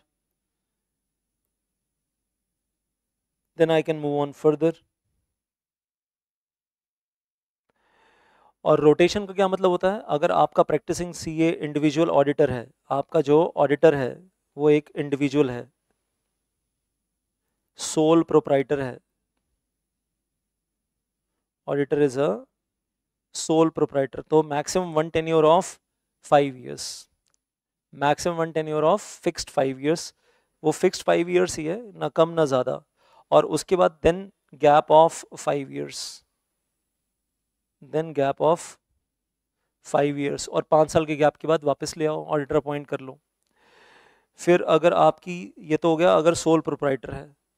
अगर आप सीए पार्टनरशिप फर्म को लेकर आते हो, प्रैक्टिसिंग सीए जिसमें मेजॉरिटी में है, तो maximum 2 tenures of 5 years each, and then gap of thereafter minimum gap is 5 years। Clear है ये तो सबको? और इसके ऊपर एग्जाम में कितनी बार पूछ लिया उन्होंने, स्पेशली कंपनीज के ऊपर ही पूछते हैं। कंपनीज के ऊपर पूछते हैं कि भाई ये बता दो कि कौन सी कंपनीज हैं। तो ये जो ऊपर लिखा था, class of companies in which the rotation is mandatory, that excludes OPC, that excludes small company over here. And then I say, और बोरोइंग्स में सब टाइप की बोरोइंग्स आ जाती हैं, debentures, financial institution loan, bank loan, public deposits, सब आ जाता है इसके अंदर। पब्लिक बोरोइंग्स बोला गया, वैसे इसको क्या बोला गया है? Public borrowings, public borrowings. Clear है ना सबको? हाँ जी सनी, ओके ओके ओके, चलो आगे चलें। देन गोइंग ऑन फर्दर, अब अगर आपकी कंपनी इनमें से किसी भी कैटेगरी में फॉल ही नहीं करती, आपकी कंपनी किसी भी कैटेगरी में फॉल ही नहीं करती इन चारों में से, तो फिर concept of rotation of auditor is not applicable. फिर ऑडिटर का रोटेशन का कॉन्सेप्ट अप्लाई नहीं होगा। और आपकी अनलिस्टेड, फॉर एग्जांपल आपकी अनलिस्टेड पब्लिक कंपनी है, पेड अप कैपिटल 8 करोड़ है, बोरोइंग्स 22 करोड़ है, किसी भी कैटेगरी में फॉल नहीं करते, क्या आप एक ऑडिटर को बार बार रीअपॉइंट रीअपॉइंट रीअपॉइंट रीअपॉइंट कर सकते हैं बार बार? And answer is yes, such company can reappoint the same auditor infinitely again and again. इसको कहीं रोका नहीं गया है। अगर आप उन 4 कैटेगरीज में फॉल नहीं कर रहे तो कोई दिक्कत नहीं है, तो आप एक ही ऑडिटर को बार बार इनफाइनाइटली रीअपॉइंट कर सकते हैं। रोटेशन का कॉन्सेप्ट लाने के पीछे लॉजिक क्या था? एक लाइन में बोले कि भाई 5 साल तक जो व्यक्ति आपका ऑडिटर कर रहा है, हो सकता है बोर्ड ऑफ डायरेक्टर्स ने उसके साथ साठ गांठ कर ली हो, कॉन्स्पिरेसी, षड्यंत्र कर लिया हो कि हम बैलेंस शीट में गड़बड़ करेंगे, तुम ऑडिट रिपोर्ट में गड़बड़ पॉइंट आउट मत करना, अपना आपस में बढ़िया चलता रहेगा और तुम्हें हम बार बार रीअपॉइंट करते रहेंगे 5 साल खत्म होने के बाद भी। तो समझ में आ रही है बात? अब लॉ मेकर वो नहीं चाहता कि बोर्ड ऑफ डायरेक्टर्स और ऑडिटर की आपस में साठ गांठ हो जाए और फिर वो कॉन्स्पिरेसी होगी, तो कहीं ना कहीं इनकम टैक्स की चोरी का मामला भी बन सकता है, टैक्स एवेजन का मामला भी बन सकता है, और चांसेस है, और आई से शेयर होल्डर्स के साथ चीटिंग करने का मामला भी बन सकता है। सत्यम कंप्यूटर्स, ILFS, लाइव केसेस हैं सामने सामने।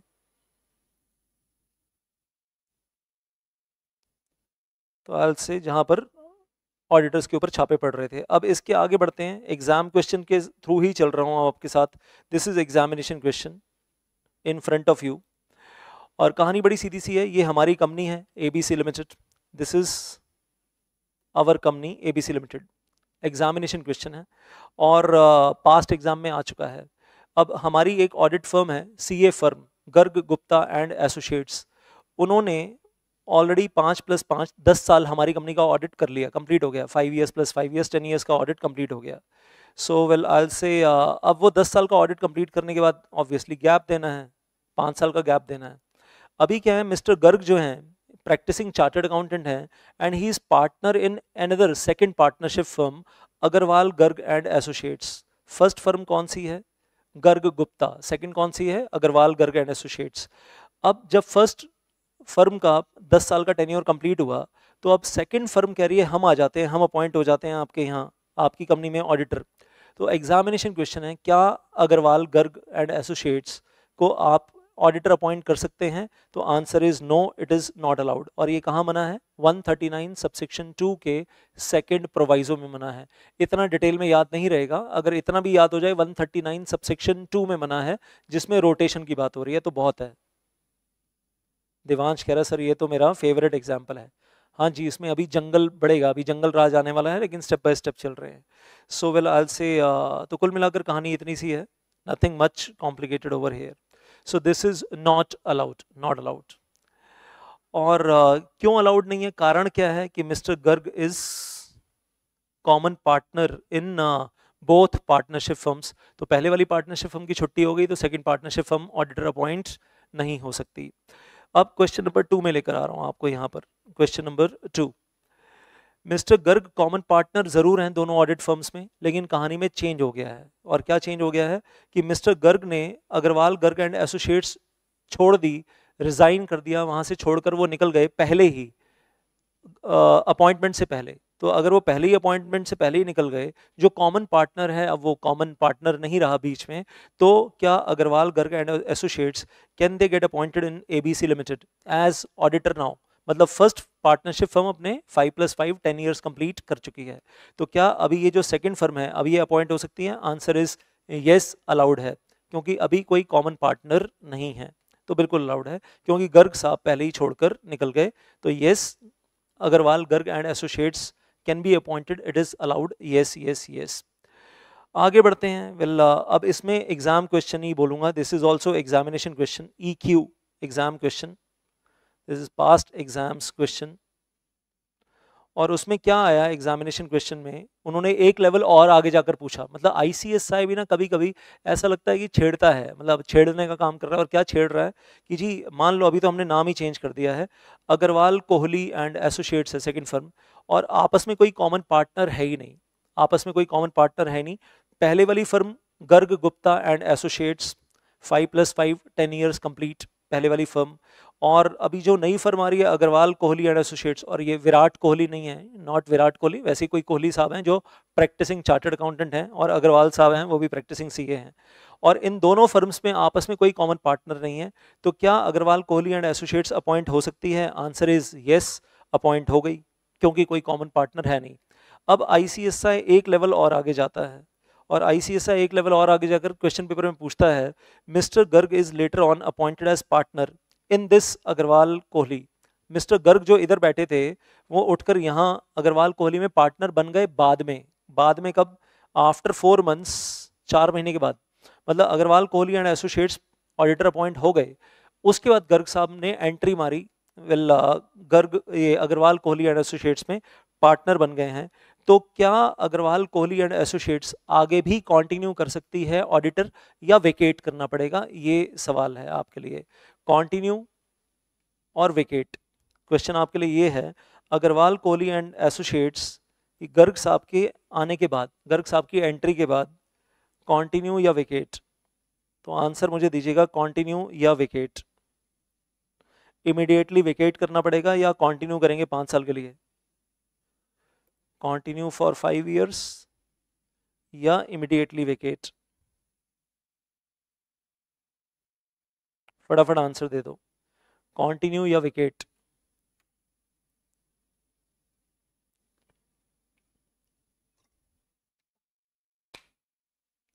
तो आंसर आने शुरू हो गए मेरे पास। हाँ, ऋषभ, मंजीत, आशी, माधुरी, Ashriya, everybody is saying continue, continue, continue. Thank you so much. ICSI also says continue. ICSI also says continue, and this is the final answer. Continue. So well, ICSI ने भी यही दिया था। संदीप, हाँ जी ऋषभ, एवरीबडी, निष्ठा, थैंक यू सो मच। आगे बढ़ते हैं। अब 2 क्वेश्चंस मैं आपको, क्वेश्चंस क्या, मैं क्वेश्चन और आंसर खुद ही करवा रहा हूँ मेरी तरफ से। ये हो सकता है अभी तक नहीं आए, फ्यूचर में आ जाए। ये जो मिस्टर गर्ग हैं, ये जो मिस्टर गुप्ता हैं, ये जो मिस्टर गर्ग हैं, गुप्ता हैं, ये एज सोल प्रोप्राइटर भी अपना अलग अलग ऑफिस भी चला रहे हैं। इन दोनों की पार्टनरशिप फर्म भी है, और ये दोनों अपना अलग अलग ऑफिस वैसे भी चला रहे हैं एज सोल प्रोप्राइटर। तो जब इनके 5+5 10 ईयर्स कंप्लीट हो गए फर्म के, तो मिस्टर गर्ग कहते हैं मैं एज सोल प्रोप्राइटर ऑडिटर बन जाता हूँ, या मिस्टर गुप्ता भी कहते हैं मैं एज सोल प्रोप्राइटर ऑडिटर बन जाता हूँ. Now they want to get appointed after 10 years, 10 साल के बाद. तो answer is no, it is not allowed. ये भी अलाउड नहीं है. और ये जो ऑडिटर्स के रूल्स हैं उसमें रूल 6 सब रूल 3 क्लॉज 2 में मना है. रूल 6 सब रूल 3 क्लॉज 2 में मना है जब हम ऑडिटर रूल्स की बात करते हैं. तो मतलब एज सोल प्रोप्राइटर सीए भी अपॉइंट नहीं हो सकते. तो ये सारी चीज़ें पता होनी चाहिए so far as your exams are concern.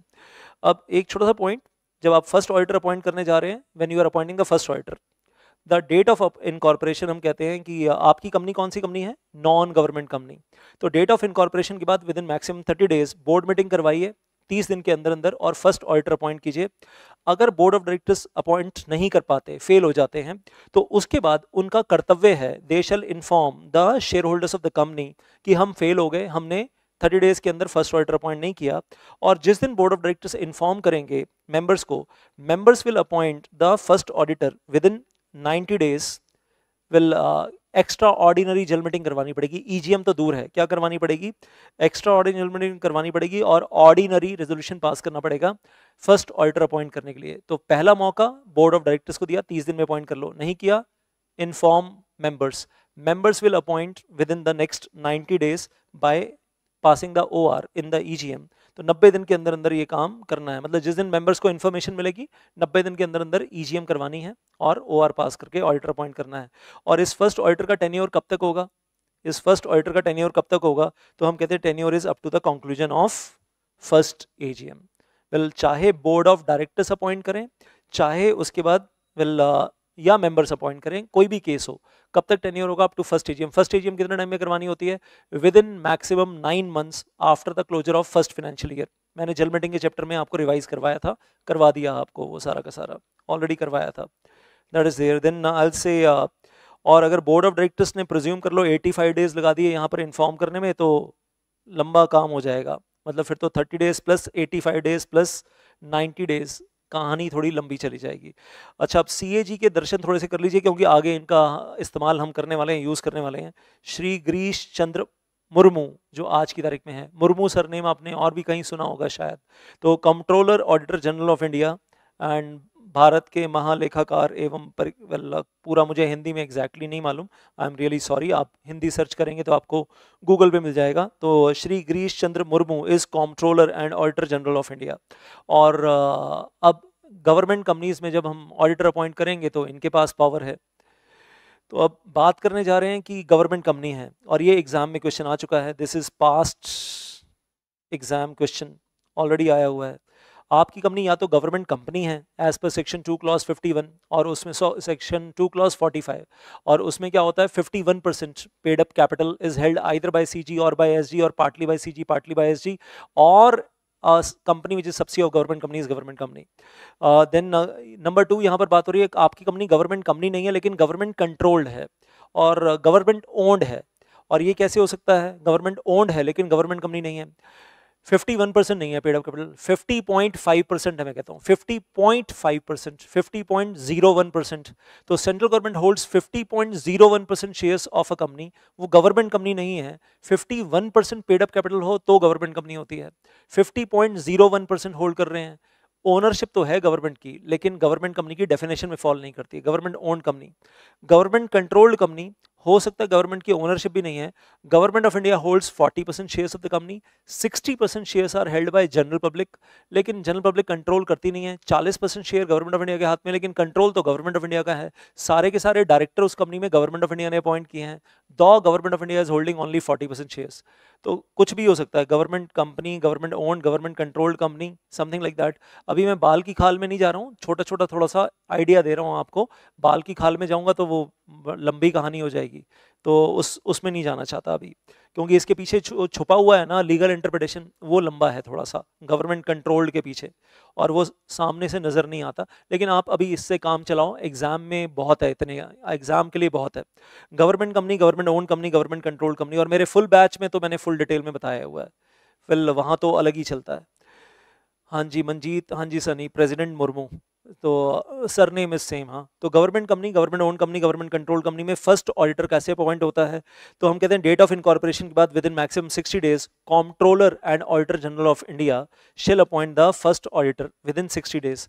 अगर 60 डेज में वो अपॉइंट नहीं कर पाते, अगर उनसे अपॉइंट नहीं हो पाता, if CAG fails to appoint the auditor, first auditor in the government company, then board of directors shall appoint the first auditor within maximum 30 days after the expiry of 60 days. तो 60 plus 30 90 days from the date of incorporation board of directors को appoint करना है। तो पहला मौका CAG को मिला, 60 दिन उन्होंने गवा दिया। दूसरा मौका बोर्ड ऑफ डायरेक्टर्स को मिला है विद इन नेक्स्ट 30 डेज कह लीजिए, या फिर within 90 days from the date of incorporation. अगर बोर्ड ऑफ डायरेक्टर्स ने भी 90 दिन में अपॉइंट नहीं किया तो then the board of directors shall inform the members within 60 days, आगे इन्फॉर्म करेंगे। और मेंबर्स कौन? गवर्नमेंट कंपनी है तो मेंबर्स कौन? Central government, state government, other members, उनको इन्फॉर्म करेंगे जी कंपनी तो पैदा हो गई, ऑडिटर तो कोई है नहीं। तो BOD will inform the members of the company CG SG and then the members shall appoint the first auditor at the EGM। अब करवाओ फटाफट EGM, कितने टाइम में करवाओ? With in 60 days extra ordinary general meeting करवाओ और उसके बाद आप ऑडिटर अपॉइंट करो। ऑडिटर का टेन्योर कितना होगा? He will retire at the conclusion of first AGM।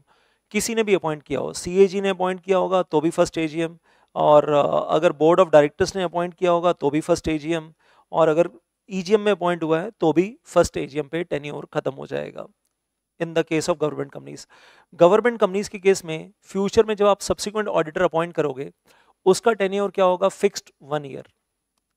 Non government companies में 5 इयर्स। गवर्नमेंट कंपनीज में सब्सिक्वेंट ऑडिटर जब भी अपॉइंट होगा, दूसरा, तीसरा, चौथा, सबका टेन्योर क्या होगा? 1 year, 1 year, 1 year, 1 year. Chat में लिख देना, समझ में आ गया? चैट में लिखो फटाफट, समझ में आ गया?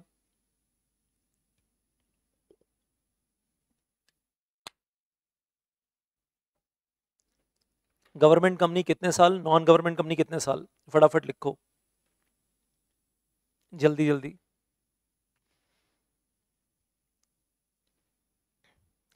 तो ये हो गया आपका first auditor in case of government companies और गवर्नमेंट ओन्ड कंपनीज।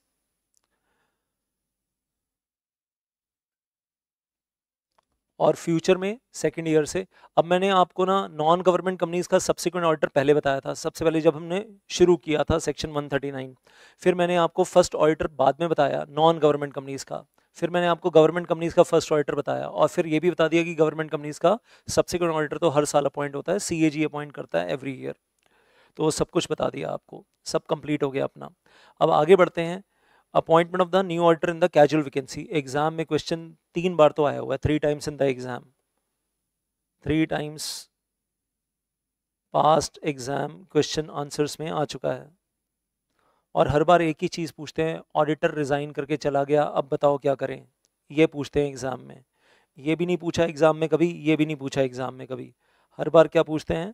आपकी कंपनी नॉन गवर्नमेंट कंपनी है, नॉन गवर्नमेंट कंपनी है, आपका ऑडिटर रिजाइन करके चला गया, अब बताओ वैकेंसी कैसे फिल होगी? तो वो तो पढ़ेंगे, एक बार पूरा ही पढ़ लें, वो पूरा ही पढ़ लें। अगर अगर ऑडिटर ने रिजाइन नहीं किया, अगर नॉन गवर्नमेंट कंपनी है तो लेफ्ट साइड पे नॉन गवर्नमेंट कंपनी है, राइट साइड पे वही गवर्नमेंट कंपनी है या गवर्नमेंट कंट्रोल्ड कंपनी है। अब नॉन गवर्नमेंट कंपनी है तो उस केस में अगर कैजुअल वैकेंसी राइज होती है ऑडिटर की, क्योंकि ऑडिटर ने कंपनी से लोन ले लिया 7 लाख रुपए का, 10 लाख रुपए का, 12 लाख रुपए का, 2 करोड़ रुपए का लोन ले लिया, 5 लाख रुपए से ऊपर का लोन लोगे तो ऑफिस वेकेट हो जाएगा, तो हो गया, कहानी खत्म हो गई। या सेक्शन 144 की जो प्रोहिबिटेड सर्विसेज है, एक्चुरियल सर्विसेज, बुक कीपिंग, वो वाला काम करना शुरू कर दिया कंपनी के साथ, प्रोहिबिटेड सर्विसेज, तो ऑफिस वेकेट हो गया 141 में, 141 सबसेक्शन 4 में, या ऑडिटर की डेथ हो गई, तो उस केस में board of directors will appoint the new auditor within maximum 30 days by passing the ordinary, मतलब simple board resolution, by passing the simple board resolution, unanimous नहीं चाहिए। और अगर ऑडिटर रिजाइन करके गया है, जो कि एग्जाम में 3 बार पूछा है, रिजाइन कर गया जी, अब बताओ क्या करें? तो step number 1, step number 2। Step number 1, board of directors will appoint the new auditor within maximum 30 days after this resignation. 30 दिन के अंदर अंदर नया ऑडिटर अपॉइंट करेंगे और फिर शेयर होल्डर्स को रिकमेंड कर देंगे, मतलब बोर्ड रेजोल्यूशन पास करेंगे 30 डेज के अंदर, नया ऑडिटर अपॉइंट करेंगे और आगे रिकमेंड कर देंगे शेयर होल्डर्स को, और उसके बाद share holders shall also approve the appointment with in next 3 months after receiving the recommendation of the BOD.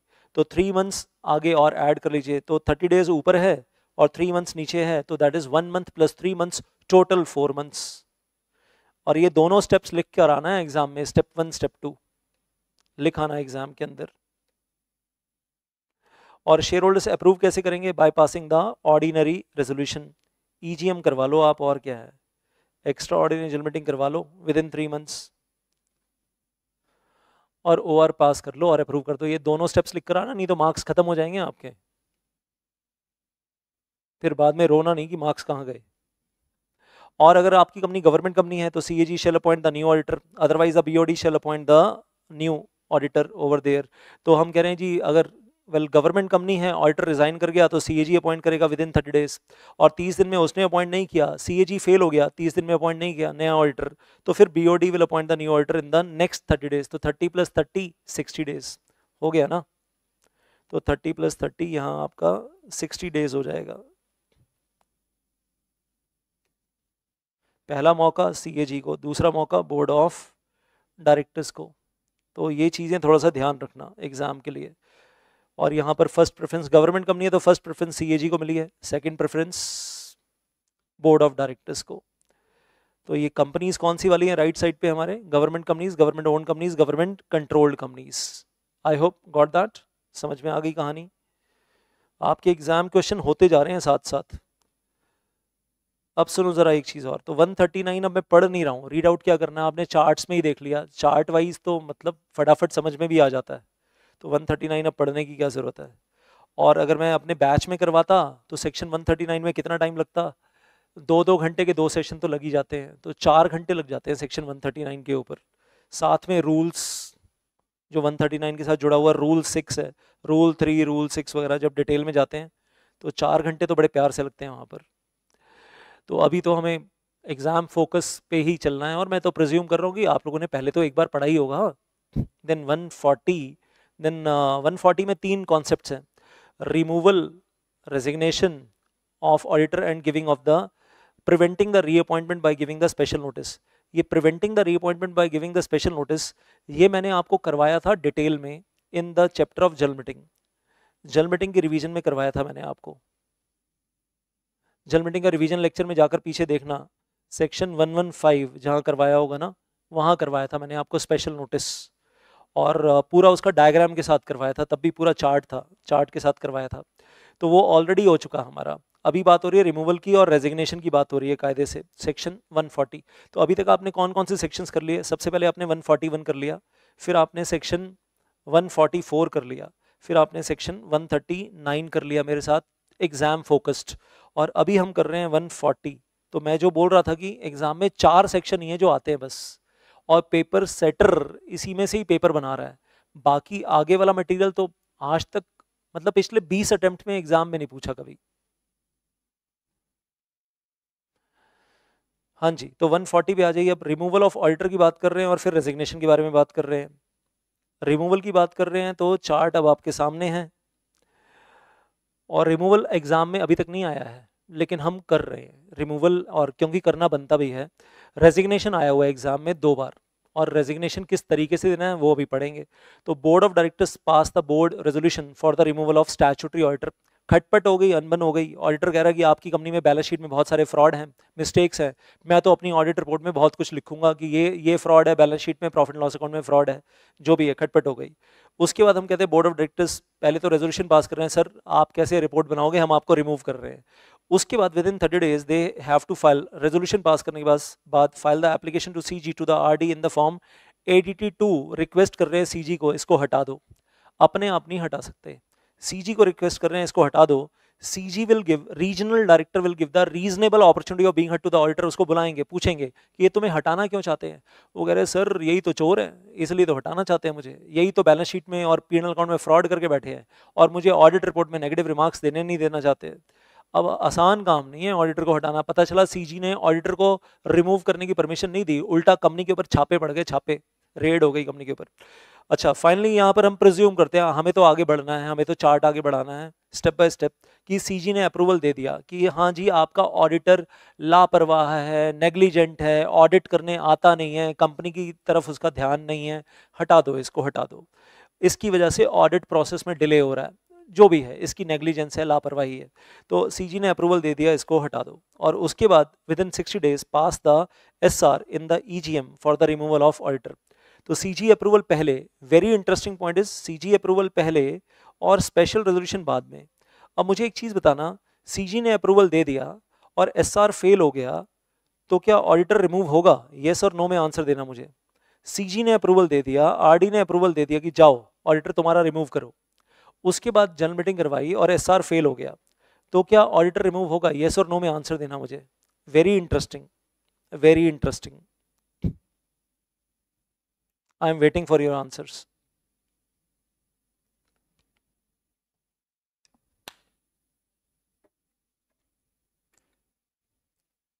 Yes और नो, यस और नो।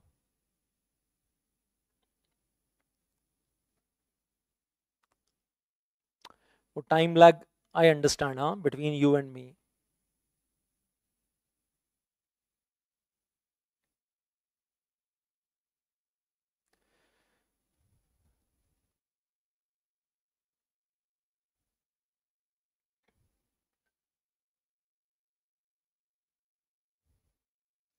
एसआर फेल हो गया भाई, लाइन लगाकर आंसर आ रहे हैं no no no no no no no, बीच में एक दो आंसर यस आ रहे हैं, but mostly the answers are coming no, और आंसर इज नो। भाई एसआर फेल हो गया तो ऑडिटर थोड़े ना रिमूव होगा, और सोच के देखो, नो रिमूवल मतलब अजीब सी बात क्या है यहाँ, सबसे अजीब क्या है, सेंट्रल गवर्नमेंट ने कहा जाओ रिमूव कर लो, और हमारे शेयर होल्डर्स नालायक वही नहीं माने रिमूव करने के लिए, तो रिमूव नहीं होगा, और फिर तो वो अपनी ऑडिट रिपोर्ट में नेगेटिव रिमार्क्स जो देना चाहता है वो देगा, that is going to happen. और सीजी अप्रूवल की वैल्यू खराब हो गई, सीजी अप्रूवल की वैल्यू बेकार हो गई। मेरा प्रैक्टिकली मानना है नॉर्मली कि शेयर होल्डर्स अप्रूवल पहले होना चाहिए प्रोसेस में और सीजी अप्रूवल बाद में होना चाहिए।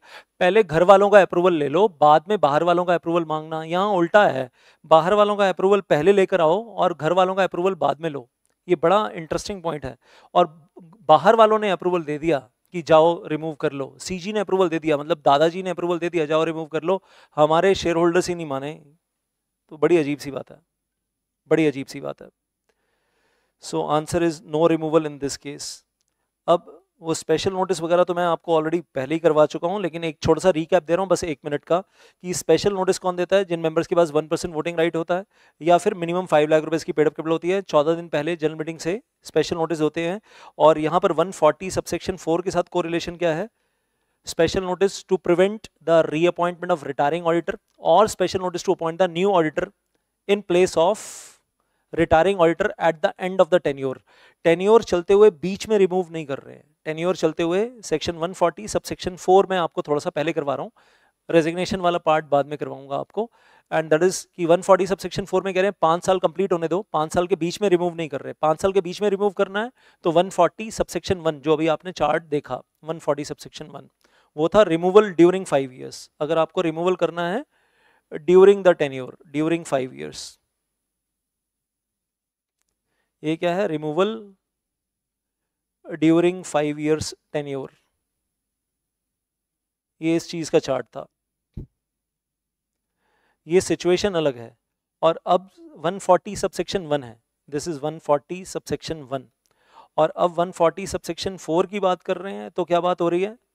5 साल के टेन्योर के बीच में टच नहीं करेंगे, रिमूव नहीं करेंगे, 5 साल का टेन्योर खत्म होने की इंतजार करेंगे। और स्पेशल नोटिस दे रहे हैं for the appointment of new auditor in place of retiring auditor, जब 5 साल का टेन्योर कंप्लीट होगा इसको रीअपॉइंट नहीं करना है, इसकी जगह किसी और को अपॉइंट करना है।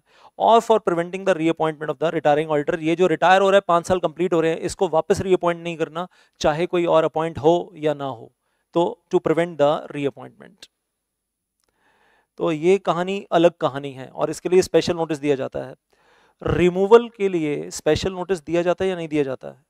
हाँ जी, क्या रिमूवल ऑफ ऑडिटर के लिए स्पेशल नोटिस दिया जाएगा या नहीं दिया जाएगा? येस और नो में आंसर देना।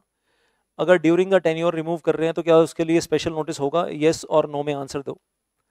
5 साल का टेन्योर कंप्लीट हो रहा है, रीअपॉइंटमेंट रोकने के लिए तो स्पेशल नोटिस मैंडेटरी है, कंपलसरी है। 5 साल के टेन्योर के बीच में रिमूव कर रहे हैं तो क्या स्पेशल नोटिस सेक्शन 115 दिया जाएगा?